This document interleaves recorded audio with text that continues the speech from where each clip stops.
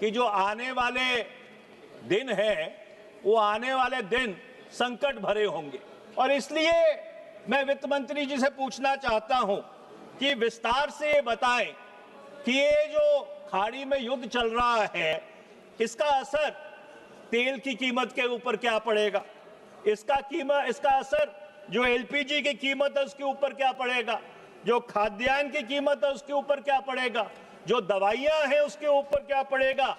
क्योंकि 30 अप्रैल जब तक पश्चिम बंगाल के दूसरे चरण का चुनाव समाप्त नहीं होता तब तक तो आप इस चीज के ऊपर नियंत्रण करने की कोशिश करेंगे, पर क्रियान्वित करने के लिए यहां पर सभापटल के समक्ष रखा गया है। कोई भी जो वित्तीय राजस्व से जुड़े प्रस्ताव होते हैं वो किन्हीं अनुमानों पे आधारित होते हैं। They are based upon certain intelligent estimates and guesstimates. Mr. Chairperson, sir, the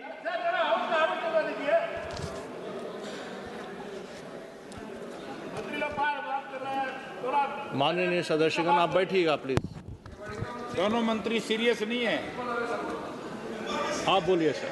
सभापति महोदय, आप बोलिए sir. International Energy Agency has described the closure of the Straits of Hormuz as the single biggest oil crisis which the world has faced in the 20th and the 21st century, worse than the 1970 oil shock in 73 and 79.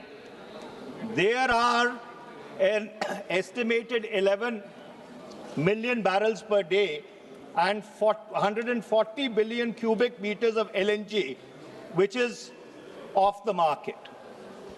ये जब budget और वित्तीय विधेयक पेश किया गया था वो 1 फरवरी 2026 को पेश किया गया था। 28 फरवरी 2026 को अमेरिका और इजराइल ने ईरान के ऊपर हमला कर दिया और इससे जो सारी दुनिया की अर्थव्यवस्था है उसके ऊपर एक बहुत नकारात्मक असर पड़ा है और खासकर भारत के ऊपर इसका बड़ा संवेदनशील असर पड़ा है। मैं आपको कुछ आंकड़े देना चाहता हूं। 2012-13 में 13-14 में भारत 77% कच्चा तेल आयात करता था। 25-26 में यह बढ़कर 88% हो गया। वर्ष 2013-14 में भारत 29 से 30% एलएनजी आयात करता था। वर्ष 25-26 आते आते यह 45 से 47% हो गया।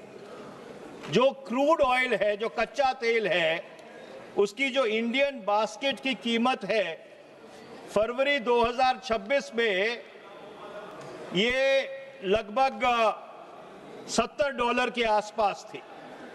मार्च 2026 में बढ़कर $119.28 हो गई और 20 मार्च 2026 को ये $150 के लगभग थी। जब भी कच्चे तेल की कीमत सभापति महोदय $10 से बढ़ती है इसका 10 या 15 बिलियन डॉलर भारत के राजस्व के ऊपर उसका बोझ पड़ता है। भारत 150 से 200 बिलियन डॉलर हर साल कच्चे तेल की आयात पे खर्च करता है। ये मैं आंकड़े इसलिए दे रहा हूं क्योंकि अगर लड़ाई कल भी खत्म हो गई तो अनुमान ये है कि वर्ष 2027 के अंत तक जो कच्चे तेल की कीमत है वो $100 से ऊपर रहेगी। और ये सिर्फ कच्चा तेल है, इसके साथ साथ एलएनजी भी है, इसके साथ साथ खाद्यान्न भी है, इसके साथ साथ फर्टिलाइजर भी है। तो जो बुनियादी प्रश्न पैदा होता है, मेरे ख्याल बड़े वित्त मंत्री तो यहां है नहीं, शायद छोटे वित्त मंत्री जरूर होंगे। सभापति महोदय, ना बड़े वित्त मंत्री, अच्छा है। तो एक बुनियादी प्रश्न ये पैदा होता है कि जिन अनुमानों के ऊपर ये बजट और वित्तीय विधेयक आधारित है, क्या वो जो असम्पशंस हैं, वो जो बुनियादी बेसिस है, क्या वो वैलिड भी है कि नहीं है? Are those assumptions on which this budget is based valid any longer? And the reason I say this is, कल माननीय प्रधानमंत्री जी सदन में बोल रहे थे, उनके भाषण का एक उद्घोष था, पर जो बात वो नहीं कह रहे थे वो ये थी कि वो मुल्क को तैयार कर रहे थे कि जो आने वाले दिन हैं, वो आने वाले दिन संकट भरे होंगे। और इसलिए मैं वित्त मंत्री जी से पूछना चाहता हूं कि विस्तार से ये बताएं कि ये जो खाड़ी में युद्ध चल रहा है, इसका असर तेल की कीमत के ऊपर क्या पड़ेगा, इसका असर जो एलपीजी की कीमत है उसके ऊपर क्या पड़ेगा, जो खाद्यान्न की कीमत है उसके ऊपर क्या पड़ेगा, जो दवाइयां हैं उसके ऊपर क्या पड़ेगा।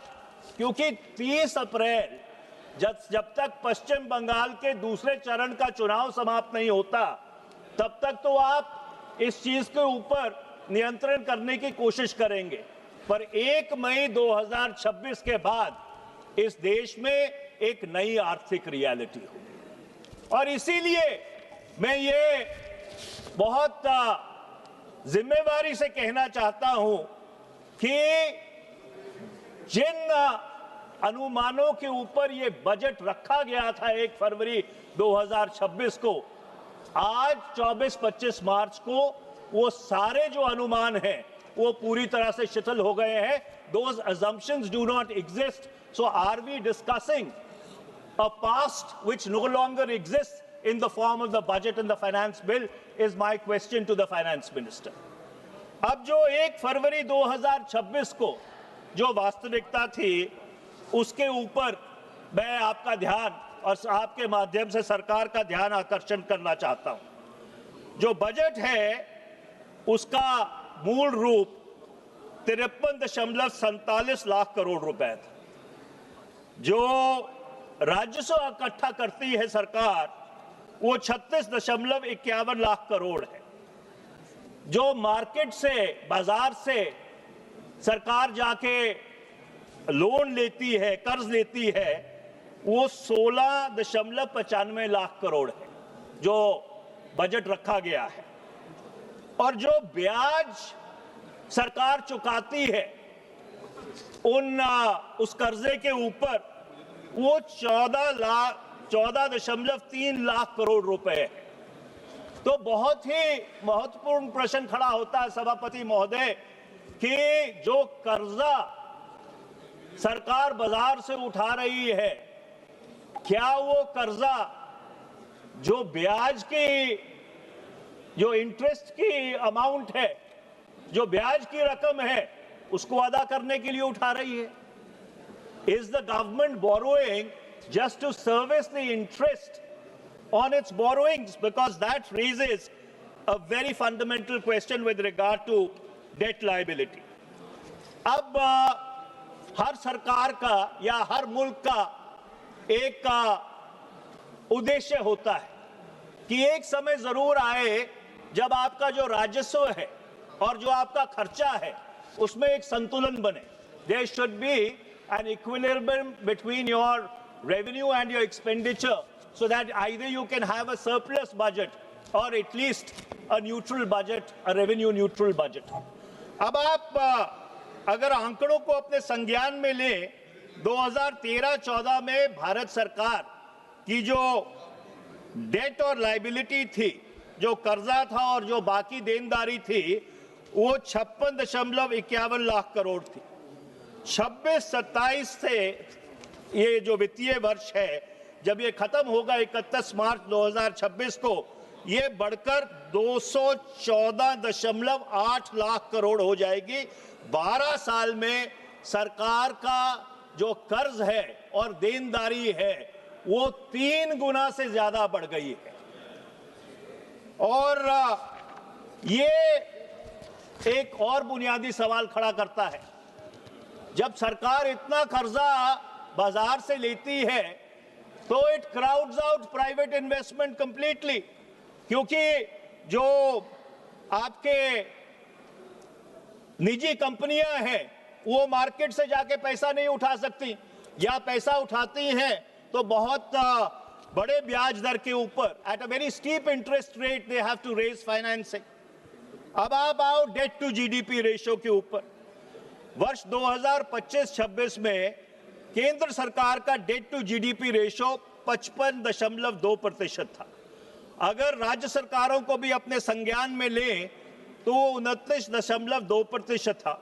सो क्यूमुलेटिव जो डेट टू जीडीपी रेशियो है केंद्र सरकार का और राज्य सरकारों का मिलाकर वो 84.2% है।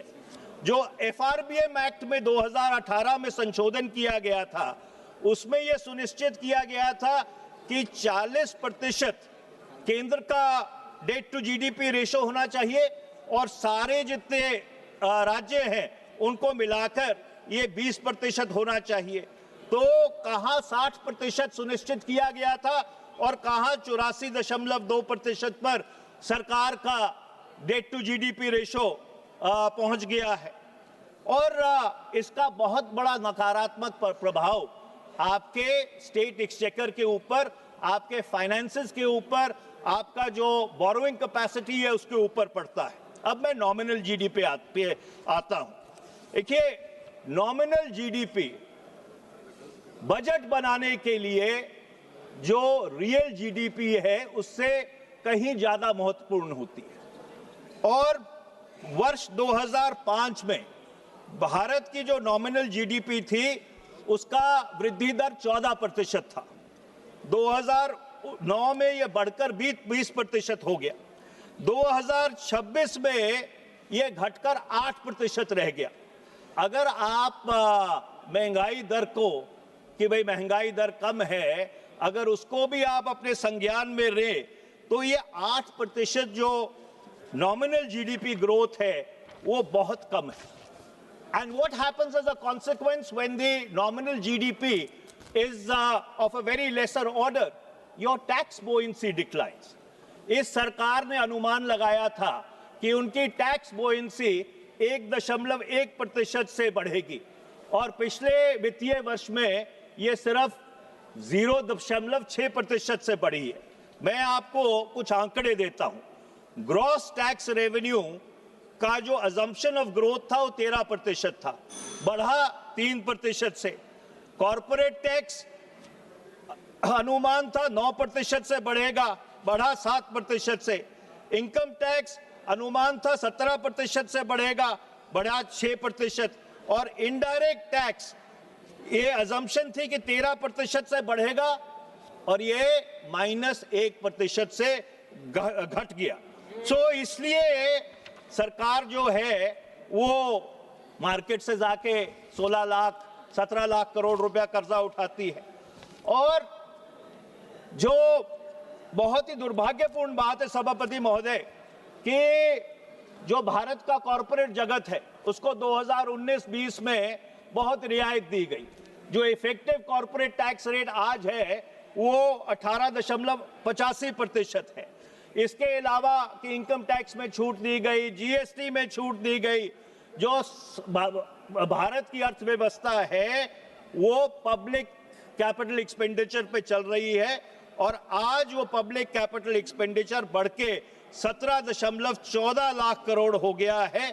तो सवाल ये है, सरकार इतना निजी क्षेत्र के लिए करती है, why is private corporate investment not kicking in? National Dastak की आपसे गुजारिश है कि अगर इसको बचाना चाहते हैं तो नेशनल दस्तक को सब्सक्राइब करने के लिए रेड कलर के सब्सक्राइब बटन को दबाएं, फिर बेल आइकन की घंटी दबाएं। नेशनल दस्तक को बचाने के लिए बहुत जरूरी है कि हर खबर को शेयर करें, लाइक करें, कमेंट जरूर करें।